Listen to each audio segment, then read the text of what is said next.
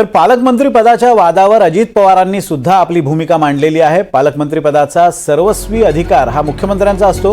कुणाला पालकमंत्रीपद द्यावं आणि कुणाला स्थगिती द्यावी हा मुख्यमंत्र्यांचा अधिकार आहे।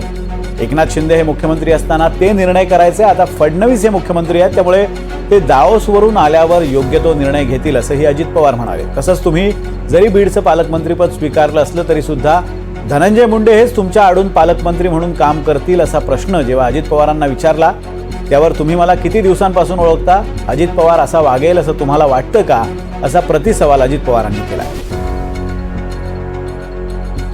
पालकमंत्र्यांच्या संदर्भातला सर्वस्वी अधिकार हा मुख्यमंत्र्यांचा असतो। मुख्यमंत्र्यांनी कुणाला पालकमंत्री द्यावं, कुणाचा पालकमंत्री स्टे करावा हा त्यांचा अधिकार आहे। आज ते डावोसला गेलेले आहेत, डावोसवरून आल्यानंतर ते त्याबद्दलचा निर्णय घेतील।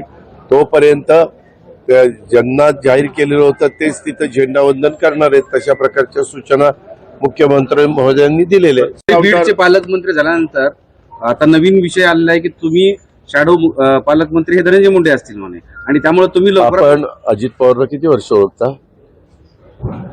खूप वर्ष अजित पवार तसा वागून पुढं म्हणजे कसा वागतो लोकांचं काय म्हणणं आहे आता तिथं मी गेल्यावर कळेल ना लोकांना।